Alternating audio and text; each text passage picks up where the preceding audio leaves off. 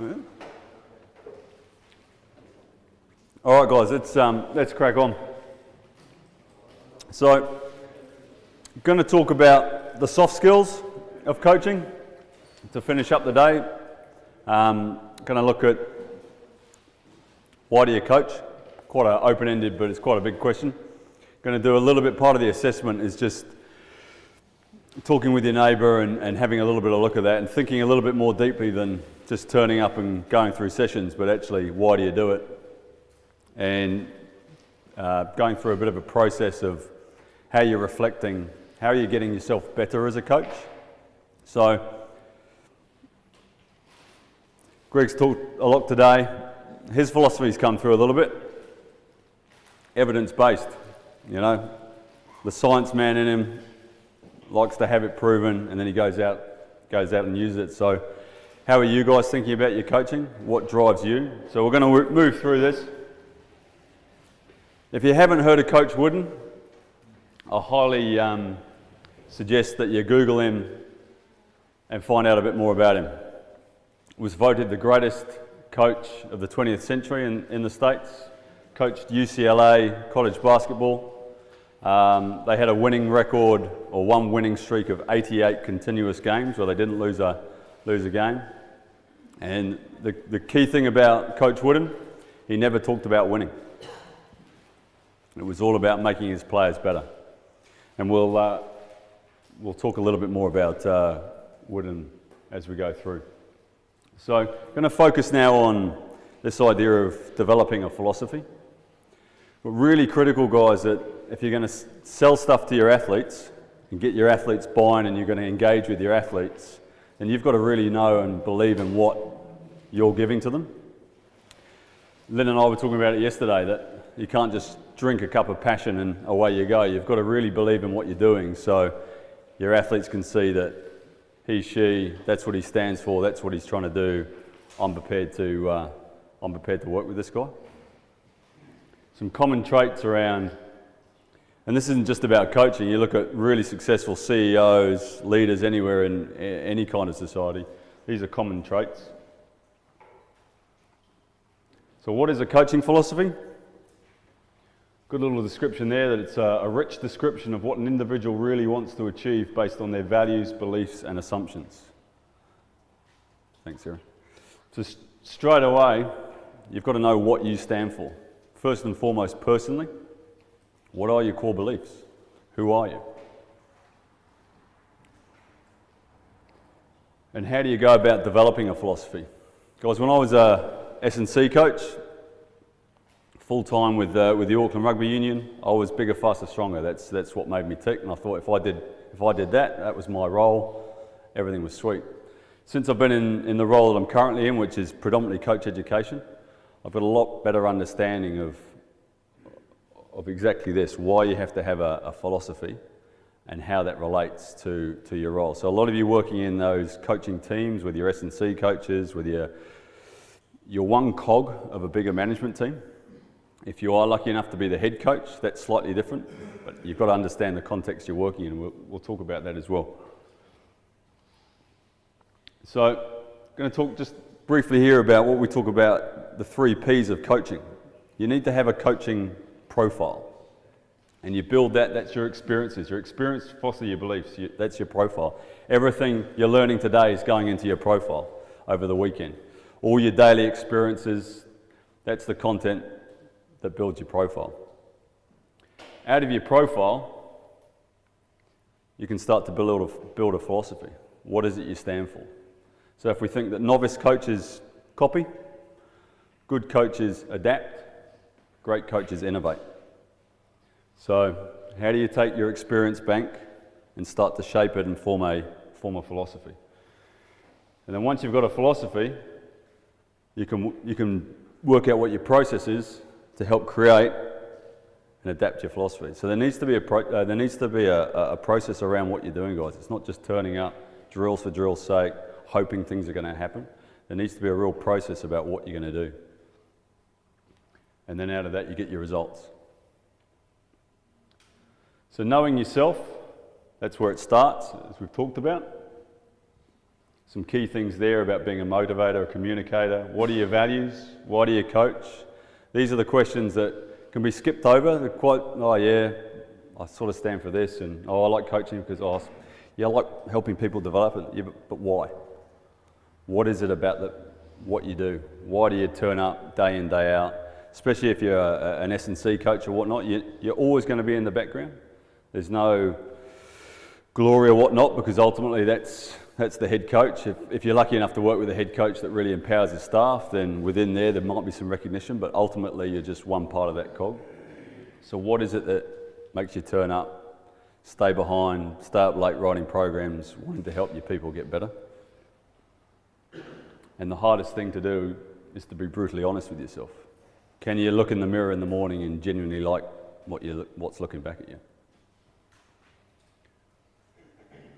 So self-knowledge, if you're confident and you've got a clear philosophy of what you're trying to do, that really helps generate some self-belief and self-confidence. And all great coaches exude self-confidence, all in different ways. A couple of great coaches in the Southern Hemisphere at the moment would be Wayne Bennett, would be Steve Hansen, both quite dour men to the media out the front there, but they inherently know what they're doing. Bennett's shown time and time again wherever he's been, he's left a mark of success. And as I said yesterday, Steve Hansen's taken a pretty good team and made it into an unbelievably good team in the last 4 years, regardless of the next what happens over the next couple of weeks. So, if you don't know, don't play Japan. If you don't know and you're always sort of going ad hoc a little bit, you just fly from the next fad to the next fad. There aren't any magic bullets. I think Greg talked about it yesterday. Hard work is the fundamental key to most things. There's no magic program. And I know even when I was listening to Greg today, I was thinking the little quote there that no battle plan ever survives contact with the enemy. So you can have the best plan, but you've got to be adaptive, especially in a team sport. And I think of the 4 years I worked with the rugby team, things changed. You'd have the best plan mapped out for the season. Everything was nicely made up, but then guys would come in. We might have got badly beaten up on the Saturday and they just weren't ready to go, so we'd have to adapt things and move things. We still had the plan, but we had to be very adaptive within it. It trains the process, like we talked about there. Coaching's a process, so focus on the process, not the outcome. As I say, Coach Wooden never talked about winning with his players. It was all about the process. And if you do the process well, the outcome looks after itself. Weightlifting's very much like that. Lifters that get caught up in numbers, I've got to do this at this comp and I've got to do this at this comp, tend to miss their first lift, which then brings on a whole raft of emotions, anxiety and whatnot, and they end up going away because they didn't achieve what they hoped they were going to achieve. Whereas lifters that go there, trusting in the coach, trusting in the training they've done, quite often come out 5, 6 out of 6 and have had a really good day at the office.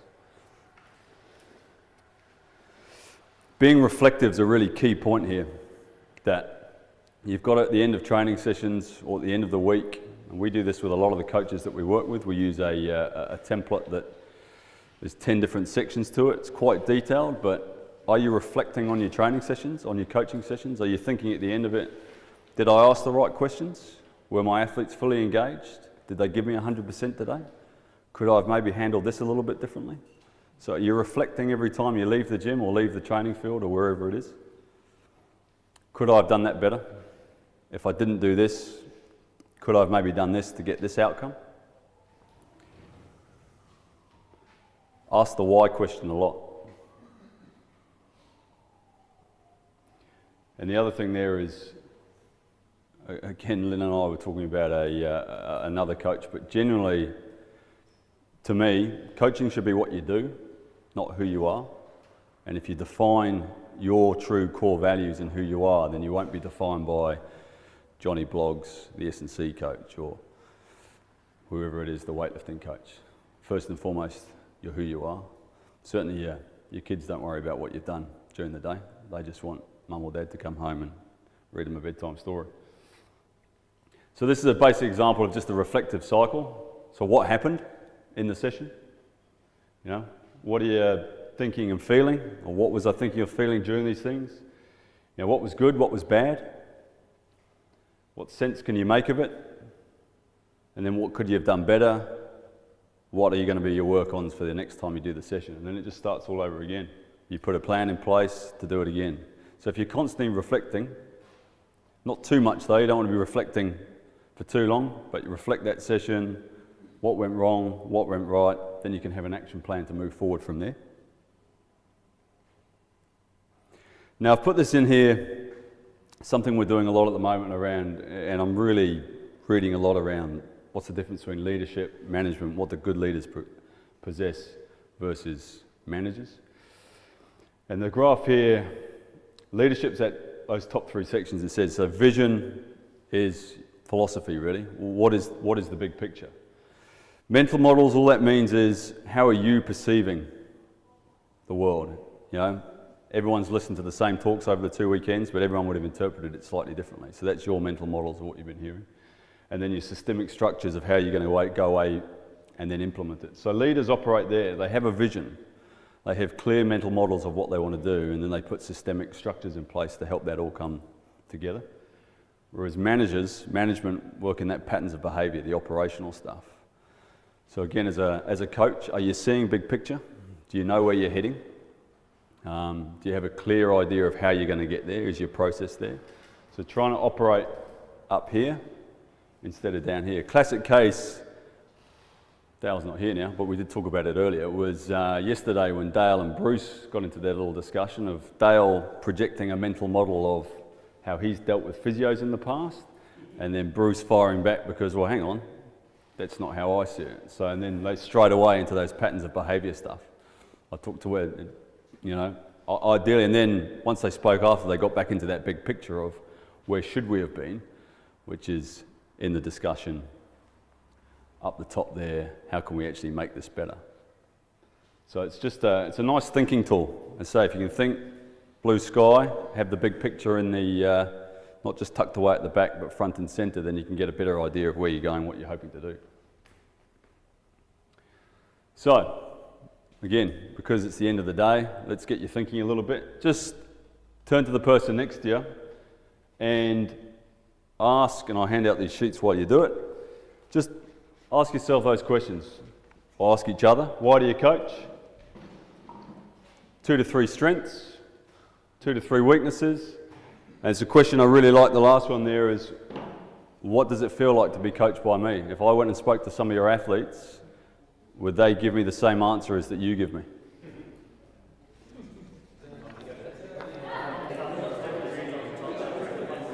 Guys, I'll just interrupt. I'll just cut in. Guys, really loath to stop some good discussion, but we'll just hold it there. And is anyone happy to share? Maybe a couple. Why do you coach? Yes, Lindsay. I just really enjoy helping people, and I use weightlifting as my means to help others. Okay. I'm really clear that I've been a CrossFit coach or a personal trainer, or I could coach Zumba as far as I'm concerned, and I'd probably go and help people, right? Yeah. But it's just that I find that personally I really like Olympic lifting because it's technical and it's a challenge, and I also feel like you always need a weightlifting coach. At no point in your career is it like, oh, I'm good enough now, I'm going to be a little better and just coach myself. You know, like. But even he seeks out coaching. Yeah, so I just feel like I'm always going to be in demand and I'm always going to want to do that. Okay. Anyone else? Anyone else want to share? Enjoy educating as well. Enjoy educating? Yeah, so apart from helping, enjoy helping people know more about, particularly our industry. I mean, you see all the time how there's so many misconceptions out there, so I enjoy helping people learn about it. Okay. Nice. Yes, Greg. I mean, for me, I like sport, but I do because I like to give back to something that isn't to me everything I have in my life. You know, my wife and better lifting weights, you know, and that is something I teach movies to friends. Most of my closest friends are from weightlifting. I try to give back to my athletes an experience that, a rewarding experience, that was me a shape in my life in a lot of ways. I would be in Australia if I hadn't been weightlifting. So for me, it's about giving back, but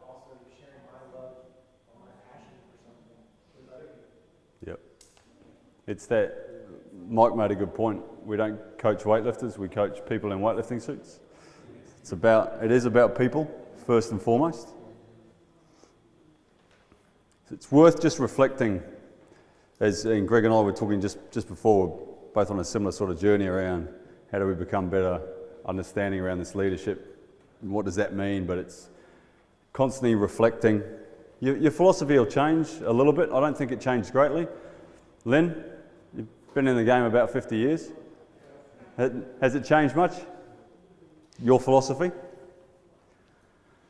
guess it's both over the years. I spent a long time reflecting on that. But I remember when I was a phys ed student at Loughborough, track and field coach was a Greek called Bruno Stamatakis.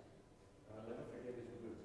If you want to be successful as a coach, you must have a burning passion. And I thought, yeah, you're right. Yeah. And hopefully I've maintained that.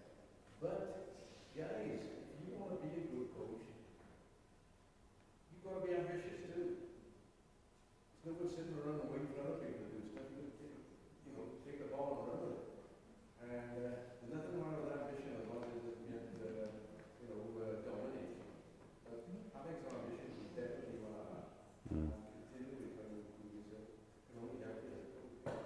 Absolutely. And really good point there that we talk about it a lot. Put my day hat on at work there. There's no such thing as a coaching pathway. There's opportunities. We live in a society that sort of suggests there should be a nice little linear pathway, but there's no such thing as a coaching pathway. Your doors will open, doors are closed. It's a good piece of advice that I got from a mentor of mine. So make now the big time. We're forever looking, or where's the next job, where's the, always looking around, or, maybe it would be better. Just, if you worry about making now the big time and doing the best you can right now, things start to happen. People recognise that. So know what you're up against in your coaching context. So this is really important. If you're not the head coach, if you're an S&C working underneath the head coach, and he might have a slightly different philosophy. You might be bigger, faster, stronger, and he might say, "Oh no, I want our guys to be able to run. That's it." But you're in that environment. He's got a certain coaching philosophy, and you might, not being the top dog, you might have to work in with it. And then, how do you work out strategies of being able to subtly influence, not just going a bull at a China gate, because things will break and you'll lose if you take on the head coach like that. Having your evidence to back it up, and then being able to slowly win over the players, win over the head coach, the other coaching staff, and you might slowly be able to have your influence. I learned that the hard way. Went in, clashed straight away with someone that was higher in the food chain, and it came back to bite me pretty bad later on. So do you think, if you're in that situation, do you think evidence-based approach is one of the best ways to go, to slowly feed that in to show that this is why I have my beliefs, this is where I want to go, and this is why, and here's the research, and slowly build it into you. Season, 2 seasons, 3 seasons, it's fine. That's it. Yeah, absolutely. Because if you haven't got the evidence and it's just, yeah, that's it. Whereas if you can, and the last slide will talk a little bit around that, but keep your training logs, video stuff, show how you're making that impact, and then you've got a real evidence base to be able to say, look, this is working. I know it's working. I can prove that it's working. Therefore, you might still get shut out, but at least you know in your own mind and you're happy within that you've done all you can. And again, it might just be that the next opportunity is the one where you get that opportunity. But absolutely, and that's the difficult thing when your core values don't line up with the organisation you're working with.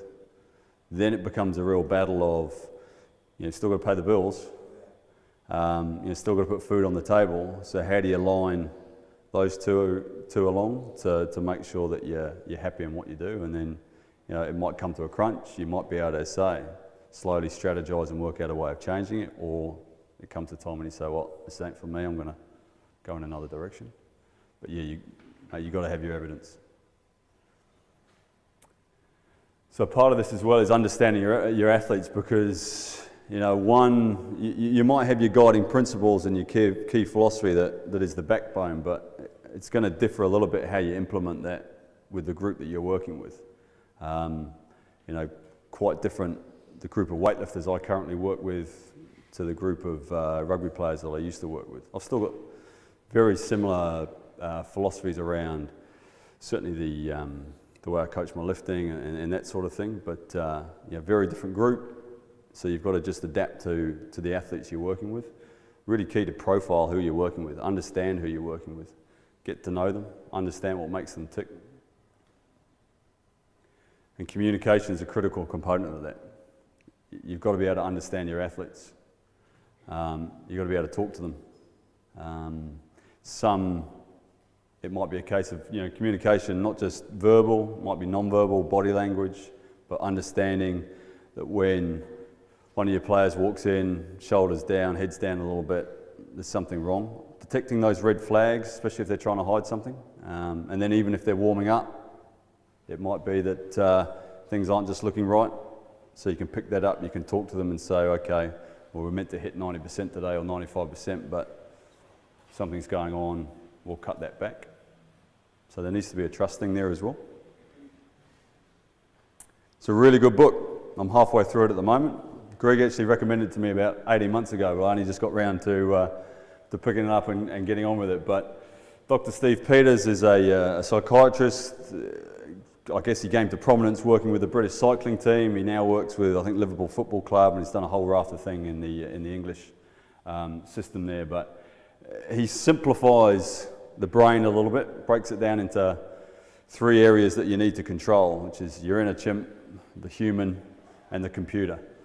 But even when you get past there, it's a really good way of understanding how we communicate, how we think, and understanding within. And then underneath all that, he talks about your stone of life. So that's your core principles within that keeps you centered. So it's well worth picking up and understanding just how we think, why we react. I've seen Greg's inner chimp come out a little bit over the last couple of days, so you can pick it up when other people's are going on. So it just makes it really much easier to understand certain patterns of behaviour and why things are happening.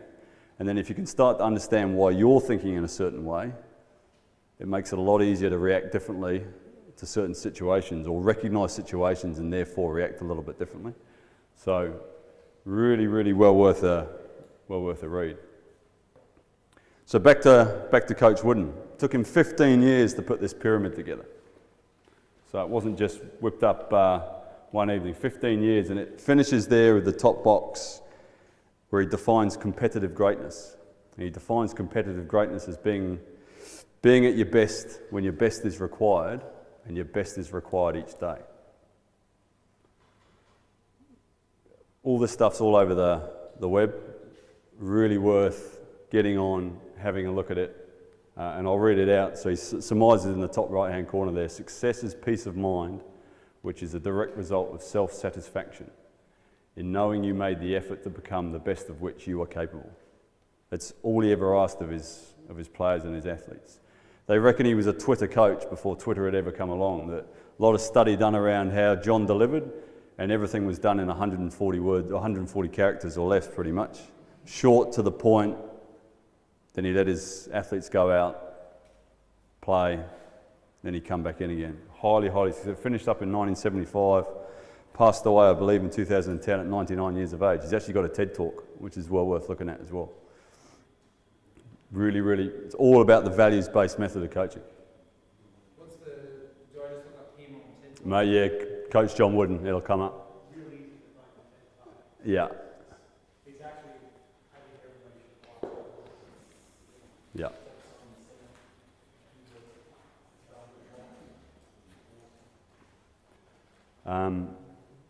And then I've put mine up there, which is, as I say, over the last 4 years where I've really tried to look at what I stand for, and it comes back to building resilient athletes of character. And then underneath, some guiding principles. These are up on our gym wall. All our athletes have bought into it. It's what we stand for as a club. We talk about being trustworthy with yourself and with each other, so the guys can hold each other accountable. Knowing what they want and pursuing it with passion and perseverance, which is defined as grit. Another really good TED Talk, Dr. Angela Duckworth, where she defines grit.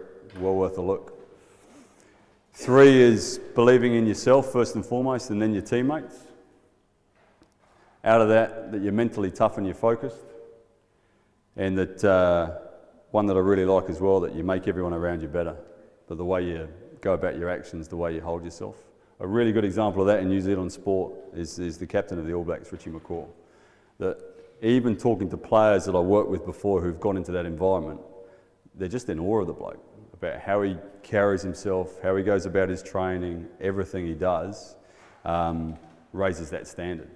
So when new kids go into that environment and they think they might be able to cut corners or whatnot, he's the one more often than not that holds them to account and makes it pretty clear pretty quick that that's not the standard of behaviour.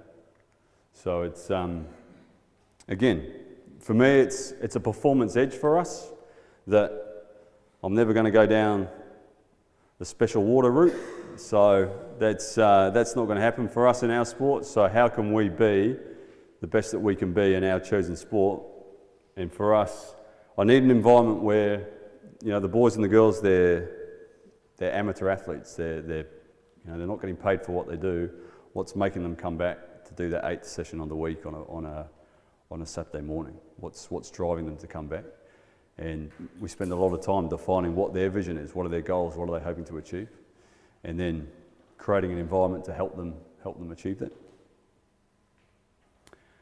Just a short, it goes for 4 minutes, just talking about personal excellence. This is a video around Steph Curry. I don't know how many of you are basketball fans. It's just a really good video to see that if you get athletes that are self-driven, problem-solving, have some clear goals, it's amazing what you can achieve. Several years ago, I had the great honor of working the first ever Kobe Bryant Nike Skills Academy. Nike invited the top 20 high school shooting guards and the top 10 college shooting guards in the country to this camp with Kobe. And it's kind of funny now that I look back on it, how many of those players are now household names in the NBA. However, at that time, the least recognized player there was Steph Curry. But I knew immediately that he was the most impressive, and that thinking long term, he was going to be a future NBA superstar. And here's how I knew that. It was all because of his work habits. Now, those skills academies, we would have 2 workouts a day for 3 straight days. 30 minutes before every single workout, most players were still in their flip-flops and had on their headphones, and Stephen Curry had already started doing some form shooting. He had already started taking game shots, game spots, and game speed. By the time the workout officially started, he had probably already made 100, 150 shots and was in a full sweat. When the workout actually started, he was meticulous with everything that he did. He made sure that he had perfect footwork. He made sure that he had perfect shooting form. If he did anything and it wasn't perfect, he did it over again. And he didn't need a coach to tell him, he just did it. And then probably the most impressive thing that he did was as soon as every workout was over, he would not leave the court until he swished 5 free throws in a row. Do you know how hard that is? But that's the level of excellence that he holds himself to. And the moral of that story is that success is not an accident. Success is actually a choice. And Stephen Curry is one of the best shooters on the planet today because he has made the choice to create great habits. And my question to you is, are the habits that you have today on par with the dreams that you have for tomorrow? That's something that you need to ask yourself every single day. Because whatever you do on a regular basis today will determine where you will be tomorrow. Curry got the 3 off. Tie game! Steph Curry knocks it down. He is in a zone right now all by himself. Curry defended now. Curry hitting another 3. But what this kid has done is just incredible. It's some of the best shooting I've ever seen. And the other thing with Steph Curry, this is what he reached last year. You get a text from somebody, Steph is heating up. Like, there's only a couple players in the league that gets you to stop everything you're doing to watch whatever he's doing, and I think he reached that level last year. Like the one thing I was saying, can he continue to shoot like this? He's never not shot like this. He's always shot. You know, the only thing he's on, this is a stage now that's bigger and better. But in college at Davidson, he was a shooter like this. In high school, he was a shooter like this. And you're watching it now. Curry from deep. There's the record. He stands alone as the best three-point shooter in a single season in NBA history. And the moral of that story is that success is not an accident. Success is actually a choice. And Stephen Curry is one of the best shooters on the planet today because he has made the choice to create great habits. And my question to you is, are the habits that you have today on par with the dreams that you have for tomorrow? Curry with the steal. Steph Curry fires away. Got it! Are you kidding me? Curry electrifying this crowd.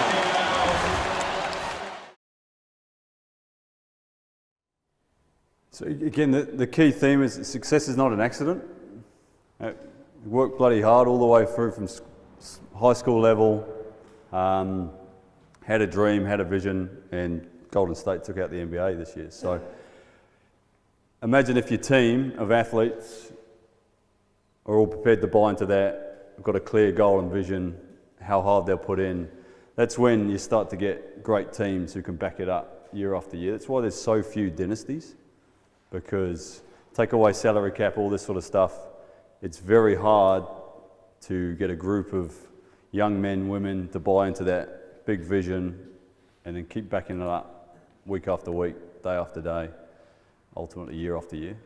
But that's when the great teams do come along and stay along, it's normally the common denominator, that the culture's really healthy. You know, we'll probably never see anything like it again in football. Sir Alex Ferguson, when he was at Man United, 23 years or whatever it was, he never let anyone get bigger than that team. As soon as they did, they were gone. There was a standard there, but and the perception is that he's a bit of a dragon and all the rest of it, but from what I've read, from talking to people who understood, he had time for the tea lady. He had, you know, he'd speak to whoever it was compared to the CEO, to whatever. And he used to talk to his players. You know, you're talking about players that are earning £150,000 a week, that are the best in the world in their choosing sport. He used to talk about hard work being a talent too. So imposing that on their players, that it wasn't just good enough to be physically gifted and all the rest of it, but hard work's a talent. David Beckham's a good example of that. You know, the stories of him 2 hours after training still bending in free kicks. So when it happened in games, more often than not, it wasn't a fluke. He knew what he was doing because he'd practiced, just like the Steph Curry thing. So as a coach, it's about developing those traits. I truly believe you can develop that, you can coach that, but you've got to understand who you are to be able to project that and be able to role model those types of behaviours. So then taking it to elite sports, which we're talking about a little bit, but elite sports slightly different obviously from working in that community sports space. Yes, highly competitive, cutthroat, performance-driven, extremely exciting, not always what you think. Having been in both over there in New Zealand, been lucky enough to win an NPC with Auckland and a Ramfurly Shield, so that was pretty cool. But my biggest highlight in rugby was actually the year after I finished being involved with a local club team, my local club team, Papatoi, that was getting pumped by 100 points the year before, and myself and two others who also lived in the region just wanted to put a bit of respectability back in the team. So we took it on. Tuesday, Thursday nights trainings, right back to the grassroots. Players started coming in. Our first training session in October 2010, when we started, we had 25 players, and we thought, well, this is going to be a tough year. We just got organised. The head coach, Jeff, had a bit of a reputation within the area. Players started to get word that Papatoi was getting organised. By Christmas, we had 125 people turn up to training, and a good large proportion of them were quite handy players. We redefined our goals. We thought, hang on, we might be able to give this competition a bit of a nudge. We won the minor premiership on the last game of the season. Results went our way and we won the minor premiership. We made the semi-finals and we lost, and it still sticks with me a little bit. We lost 19-16. It was a pretty tough game, but local game of grassroots rugby, 2,500 people turned up. And it's the most special event in my rugby SA. Lucky enough to win professional titles and whatnot, but it was that when a community got in behind a local group of guys who were trying to do their bit, and it was, Jeff just did an amazing job of building a team culture, building an environment, and we got local community in behind. So that's where I've seen it firsthand. It's what I've, then I guess again, that's in my profile. So that's what I've tried to do with our weightlifting club. We've talked about it a little bit already, but the need to integrate, especially if you're in an elite coaching team, you're just one of a head coach, possibly 2 assistant coaches, a physio, a doctor, who have all got their mental models of how they think things should be done. So again, I've sat around tables where, at management meetings, where the doc will say, no, we've got to operate. The physio say, no, we'll rehab him.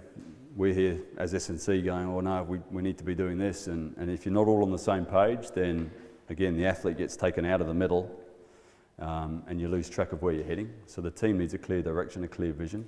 And often that's the job of the head coach to be able to pull that all together.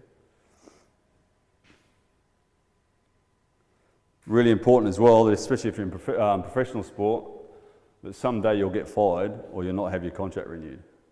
Been there, done that, tick that box. It happens. It's not very pleasant. You've got to work out what you're going to do next, but it will happen. Yeah, and as it says there, never think you're beyond or above this happening. It happens. What do they say? There's only 2 things as a coach. You've just been employed or you're waiting to get sacked. So, just breaking that into a large group. Brendan's gone now, Brendan Kennedy, but he was talking about at West Coast there, sometimes there's 1 to 44 that he's got in the gym. Bit of a tough ratio to be able to work with. So whilst, yeah, the ideal might be 1 to 15, be prepared that sometimes it might be well without that. So how do you handle situations like that? You've got to be really organised, you've got to be well planned. And again, hopefully, if you've got a good environment where players are self-sufficient, problem-solving athletes, they can get on and do with it. So that's why the bigger picture then starts to impact you individually on your role. Disorganisation, decreased chance of things going well massively. If you're not organised, especially again, I've been there, the players, they'll test you, they'll probe you, they'll try to find your weaknesses pretty damn quick to see if there's a weak link. If you're super organised, know what you're doing, you can win them over quite quickly. There's Greg's, or it's Parato's, but which Greg likes so much, the 80-20 rule there, that 20% of your efforts, unless it's 80% of your gains. Again, so if you do that, if you front load it, if you get organised, put in the work, it'll take care of itself to a certain extent. And again, especially if you're in a large group environment, if you're well organised, well planned, then you can manage those situations. If you leave it to chance and you're randomised, you're going to get randomised results. You shouldn't, as a coach, certainly in weightlifting, got past the point where my athletes aren't walking to the platform and I'm standing there hoping they're going to get that first lift. We've done the work, the process is in place. That first lift, we know they're going to get that first lift.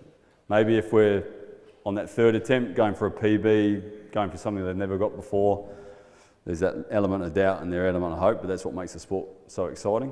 But that first lift, if everything's been done well, if they're in the right space, they should be nailing that first attempt. Now, it doesn't always work like that, but that's what you're trying to get to, that your processes are well done enough that first attempt, we're on the board. As I said, if you start thinking outcome, chasing numbers, getting caught up in what's going on around you, and you haven't got a bit of a plan, that's when things fall apart really quickly. We had some really intense battles in PNG just recently. Mike had the nice job of observing, just watching us change the numbers, but there was a couple of classes there that you're really having to work hard. You're just staring at, weightlifting coaching is all about staring at a screen, funnily enough. You do all the hard work in the gym to stand there and stare at a screen, and you're just working out the numbers, needing to work out, if I take this, what if he does this? And you need to be really clear. If you start getting emotional, then things can go a little bit awry. Lynn and I were actually talking about a situation last year at the Commonwealth Games that the Aussie coaches won't want me bringing up, but with the 94 kilo class, an attempt that was not given got overruled, was given, the coach, the athlete, they still had an opportunity to put things right, but emotion got involved. I was sitting on my couch at home, so it was good to be able to watch and not be there in amongst it all. But emotion got involved. You could absolutely understand that. You could see the unjust and whatnot, but if you can keep emotion out of it as much as you can, there was still a window of opportunity. And unfortunately that window closed, but just a really good example of when emotion gets involved, it starts clouding your thinking. You see it all the time with coaches as well, worrying about referees' decisions, worrying about things that they can't control. Another guy worth reading is Stephen Covey. Talks about your two circles, your circle of influence and your circle of concern.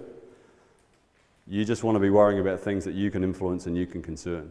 You don't want to start worrying about stuff that you can't influence. That's just dead emotional calories. You just put Stephen Covey, C-O-V-E-Y. Yep. Worry about what you can worry yourself with what you can influence, and that directly concerns what you can control. So some more strategies around working with the large groups there. The more organised you are, the less likely to have issues. And that, I just alluded to, now teach your athletes to be independent. You want problem-solving athletes. As a coach, you want to try and make yourself redundant. It'll never happen, as Lindsay said there, but that's where you want to get to the point where you're not, again, I'll use a weightlifting example, that you're not having to cue them all the time. It should be a question. Why did you miss that lift? They should start having an understanding of what's going wrong, how they're going to fix it. You're still there as a sounding board for them, but you want a problem-solving athlete. Again, our sport's really a good example of, you do all the hard work, you do years and years in the gym, you get them to the point where they get to select, get to represent their country, Commonwealth Games, Olympic Games, but you might not get picked as the coach. So if your athlete goes and the whole coach-athlete relationship has been on them relying on you to be there, them hearing your voice, and then all of a sudden they're on their biggest stage, all their dreams are coming true, and they're going, where's my coach? I need that familiar voice. Well, then you haven't really done your job as a coach, in my opinion. You need to be preparing them for that. When they're at that level, they don't need to be coached. They just need someone to do the numbers for them. Lift that weight, you'll win this medal. That's what it comes down to. So you want problem-solving athletes. You want your athletes to choose the hard way over the easy way 9 times out of 10. So the hard way looks like the alarm goes off at 5:30 and you're straight up out of bed. The easy way looks like I hit the snooze button. The hard way allows you to get up, to make your lunch, instead of having to ask, or if you're a young athlete, ask mum or dad for $20 so you can buy a lunch. That if training starts at 6 o'clock, you're there at least 15 minutes earlier doing your warm-up, getting ready to start at 6, not turning up at 1 minute to 6. So just getting your athletes to choose the hard way over the easy way. And if they start doing that more often than not, they're going to start making better decisions. And again, the process will start adding up. Outcome starts to look after itself. These are the soft skills, but the stuff that makes a real difference to coaching. So bringing it back to weightlifting, this has been talked about a little bit. If you're and you're all here because you've got an interest in weightlifting and you see the benefit of it with your coaching your athletes, what happens if you're questioned around that? Are you going to be able to handle it? Are you clear enough in your own mind why you're using these exercises? Does it align with your philosophy, as we just talked about? So on the next piece of paper just over the page, again, just with the person next to you or in your small groups, just have a bit of a discussion around that. How do you convince a coach that weightlifting will help their athletes? Convince a parent and convince people weightlifting is not dangerous.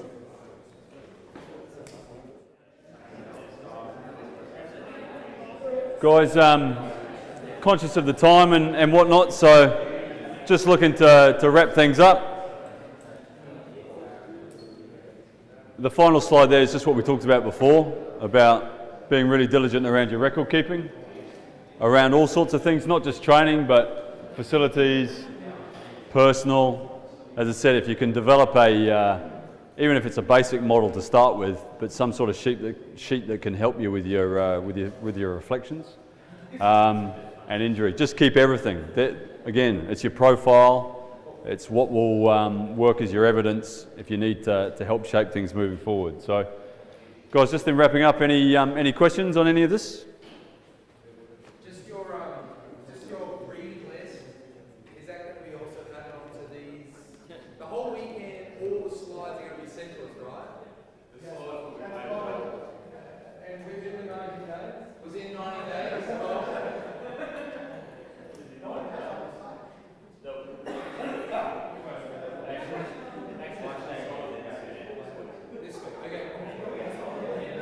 I'll jot down another one. Bill Walsh, guys, another one that's really worth reading. Bill Walsh, the score takes care of itself. Bill Walsh was the head coach of the 49ers between 1979 and 1989. And when he took over, they'd just come off a season of 1-2, lost 14. His first season, lost 1-2, lost 14 again. And he talks about how he's sitting on the plane coming home from one game and he's right at the end, but he can start to see the difference. He implements what he calls his standard performance, and he can start to see the change. Year 3, Super Bowl champions. Goes on to win it 2 more times. If he'd stayed on 1 more year, because they won it the year after he left as well, but he was at his end there. He was head coach and general manager, so he transformed the whole organisation. But it's all very much the same stuff. Putting in a program that everyone was the same. He wasn't Coach Walsh, he was Bill. Everyone was on the same level, but everyone had to adhere to a standard of performance. So it's again a really good read around how a coach with a clear philosophy, a clear understanding, can shape an organisation and a team. Yes, Greg. Another good one is Tom Coughlin, who was the New York Giants. It's called Earn the Right to Win. That's another good one. There's so many out there. And what you'll find is that a lot of the principles are the same, and they all track back to Coach Wood. Yeah, and then even prior to that, and so it's again got all the reading, coming to these courses just puts more and more into your profile, puts more and more into your experience bank. So you get better at defining who you are, what you're all about. So when you're in certain situations, you know where you're heading. Any other questions? We're all good? All right. Aaron? Yes? No, that's... Oh, Lindsay's got a question. I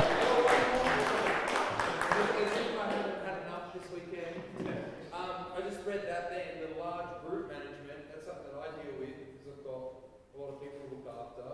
What do you have on that? No, the way I approach it is I've gone away from writing 20 odd individual programs. So I'm lucky that the group I've got, they're not all at the same level, but similar sort of training ages, and they all roughly go to the same sort of competitions. So they're all into one plan.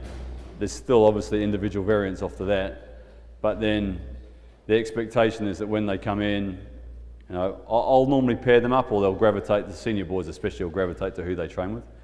But then that's it. The program's there, you know what you've got to do, let's go on and do it. So again, it comes back to that creating an environment of what's the expectation. So anything specific around that large group? No, that's similar to what I've done, just to see sort of how other athletes deal with having more than just like ultimately we'd have 4 athletes to one coach, Yeah. you know, but that's not reality.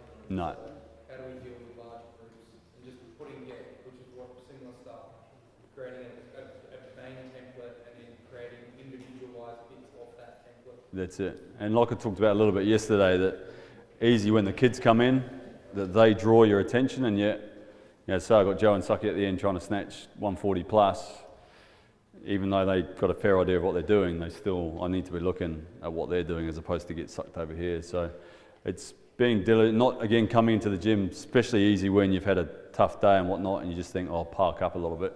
You've got to be moving around, you've got to be changing your space, you've got to be engaging so they all know that you're there for them, even though you're addressing maybe 15, 20 athletes.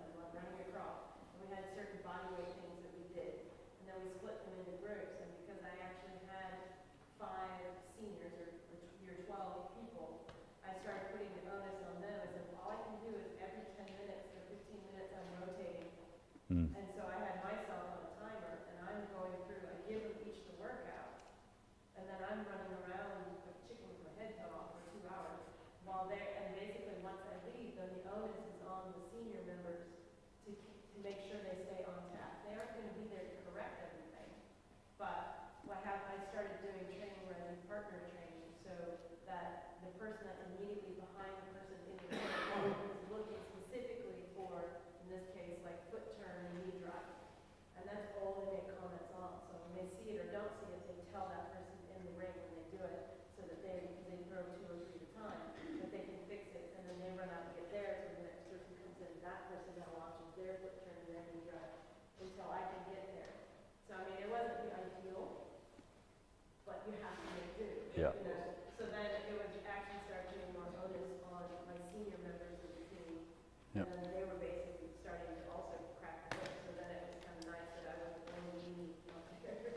But yeah, so, and then they start listening to those people because they report to me. If I come over and say any problems, and they say, well, you know, Joe over here is whatever. Not that I'm trying to advocate the tattletale, but that they're able to say, well, he's not compliant, you know, so then I have a way to talk to that kid. Greg? One of the things that we noticed that we did in that fall study is how some of the kids have become somewhat self-aware and model like what we coach. So for example, we have a lot of problems with our young girls that they tend to want to go in a wide squat stance when they do the RDL instead of the board stand. So like even last week I was coaching someone to the left. One of our little 11-year-old or 12-year-olds came up tapping on my shoulder and named Millie. She's great. Casey's not got her feet in the right place. Look. I said, Millie, just tell her. So Millie went over there and she moved her feet into the right place and said, that's what you do. But it was interesting to watch how they're seeing what we do and what we're noticing, and they're remembering, and they're trying to remind each other. Yep. So I'm really big on self-awareness, and even with the 11 or 14-year-olds. One of the things that, for me, from a coaching perspective, that kind of drives me a little batty right now is cell phones. I see a lot of coaches carrying their cell phones, looking at their cell phone while they're coaching. I kind of have a general rule: my cell phone stays out of the gym because it's a distraction to me, and it also makes the athlete seem like I'm distracted about, you know, I'm not attentive to them. So in our gym, there's no cell phones. We just don't allow it. The kids aren't allowed to be on their phones. We're not allowed to be on our phones. So if I'm going to ask them to do it, I got to require myself. When I was in the collegiate system in the U.S., I saw a lot of strength coaches like watching someone training on the phone, you know, texting somebody or doing something. And it just sends the wrong coaching message in my mind. Absolutely. Mate, we know music as well. And that's originally because, again, you've got 20 people in a room or 15 and I'm at one end, but I see something happening at the other. I don't want to have to be yelling over the top of that. And then interestingly, I mean, that's how we went from day one. So the boys never, oh, why can't we have music? It was never an issue. And then interestingly, I don't know, we've been going a couple of years, and powerlifting actually were holding a competition in the room next door to us. And when they were setting up, they had the music blaring, the roller door that separates us from the room next door was up. One of the boys actually actively went around and shut the door because it had become a distraction for them. They were so used to, you know, talk about 2 sounds in the gym, the coach's voice and the noise of the weights hitting the ground. So that's how it is. But you're right around capability. That's a really good point. That's how a little sort of inward smile when you see 2 guys talking to each other and one of them saying, look, if you just, and they're mimicking your words, your language, well, then you start to think, I'm having an impact here. So that's, build that capability, mate. That's the key thing. Awesome. All right, Aaron, housekeeping.